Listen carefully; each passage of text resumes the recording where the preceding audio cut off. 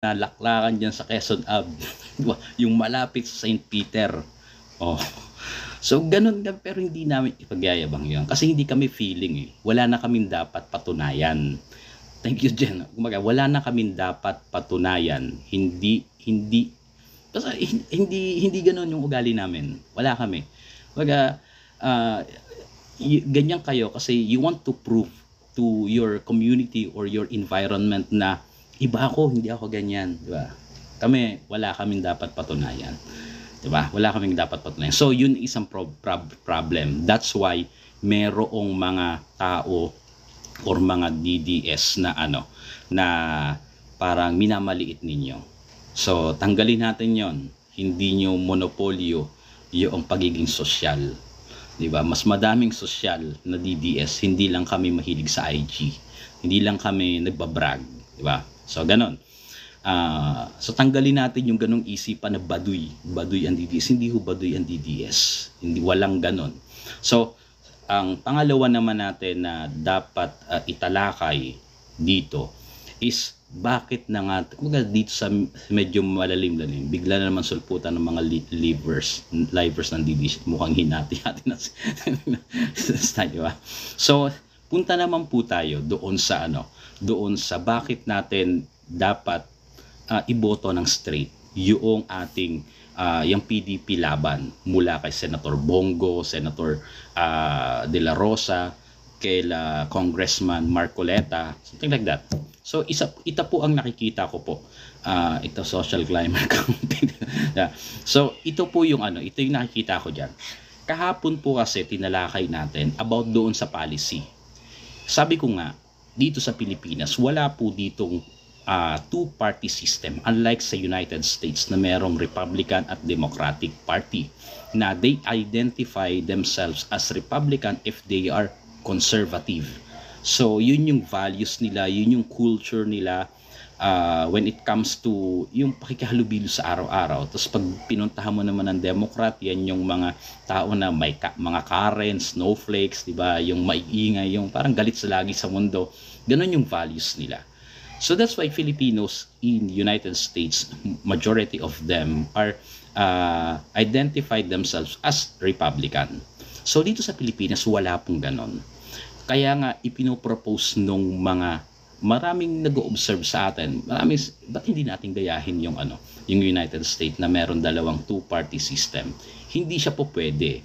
Kasi kapag napapalitan kasi dito ang isang presidente, ang nangyayari, nag-iiba yung policy.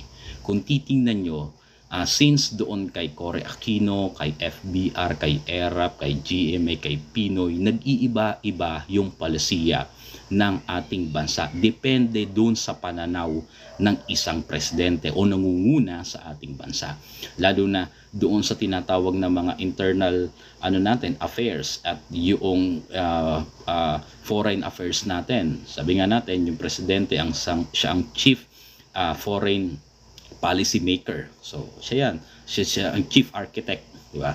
So, bakit balik tayo dun sa tanong, bakit natin kinakailangan iboto itong mga PDP laban na senatoriable straight at wala tayong aalisin doon? Una, ang pinag-uusapan kasi kapag iahalal natin, katulad ng nasabi ko kagabi, sige, para makasabay kayo siguro doon sa mga pinagsasabi ko, everyone sana po, kung kayo interested doon sa mga sinasabi ko, much better po siguro papanoorin nyo din yung mga videos ko na kinakat-kat ko lang naman po yun. Hindi naman po ako gumagawa ng content, ini-slice ko lang din. Katulad nito, i-slice ko din po ito din. Mapapanood nyo po ulit dito sa sa account ko po, yung complete na na pagla-live ko. So, ganito po yung PDP laban po kasi, hindi po nila ipapatupad yung pulisiya batay doon sa personal nilang interes. Ang kanilang isusulong ay ang pulisiya po ng interes nung sinasabi nating Duterte policy. Meron po tayong tanong na naman dyan at maaaring itanong nyo ng ganito. Di ibig sabihin, kayo ay sumusunod lamang, kayong mga DDS ay sinusundan nyo lamang at iniidolo nyo, kaya ibuboto nyo yung PDP laban because of the Duterte? Hindi po. Bakit? Sapagkat ang Duterte po may iniwan po silang pulisiya. Ang isa sa mga pulisiya na nakita natin dyan ay yung tungkol sa peace and order, doon sa transparency, at doon sa anti-corruption, at doon sa maganda niyang foreign policy. Yun po ang nais nating isulong. Sa makatuwid, ito pong mga ito pong mga PDP laban na ito, na senatorial slate po at tumatakbo ngayon sa midterm election, sila yung makakatulong ng dating presidente para ipagpatuloy yung kanyang pulisiya. Meron na naman pong katanungan dyan. Ano po yung isang katanungan na naman pwedeng lumabas dyan or umusbong sa katanungan na yan? Di uulitin natin. Sasabihin nila, di dun nga anya kayo sa mga tao. Yung tao ang tinitingnan nyo, ina-idolize nyo lang siya.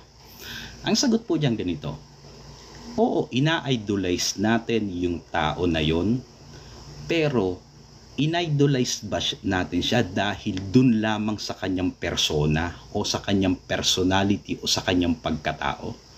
Hindi po. Ina-idolize natin siya at sinusundan natin siya because of the policy na tumugma doon sa gusto ng mayorya. Ano ang isa sa mga gusto ng mayorya na kinakailangan maipagpatuloy at ayaw nating mawala? Yung war on drugs and peace and order, kasama na po sa peace and order yan. Ano pa? Yung anti-corruption. Totoo ba na merong anti-corruption campaign noong panahon ng Duterte? Konting halimbawa na lang po, hindi natin na pahabain. Una, yung sinasabi natin doon sa airport dati. Ano yon? Yung tanimbala. Diba? Yan ang problema noon sa panahon ni Pinoy at naging problema ni Marojas yan nung siya ay tatakbo sa pagka-presidente. Diba? Yan ang isa sa mga inano niya. Diba? Kasi pinagmumulan ng korupsyon yan.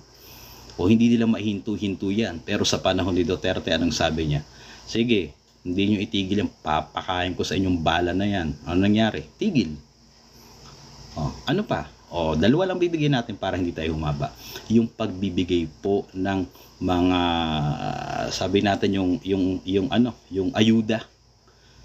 Usually before the Duterte administration, kapag nagbibigay ng mga ayuda, laging mayroong picture ni congressman, ni gobernador, or ni mayor doon sa mga plastic. Kung hindi man sa plastic, doon po sa pinaka-box. Anong ginawa ni Duterte? Tanggalin yung mga mukha nyo dyan.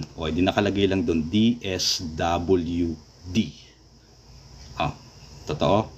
So, yun. Ano pa ang isa sa mga nagustuhan natin dyan? Yung pang sa anti-corruption pa rin.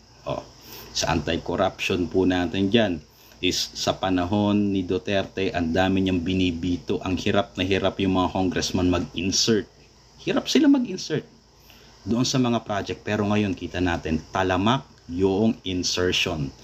Lalo na doon sa 2025 budget. Kaya nga yan ang pinaka-issue ngayon yung budget na yan. Diba? Kaya nga nanganak ng problemang kanilang ginawa. Ano yun? Yung impeachment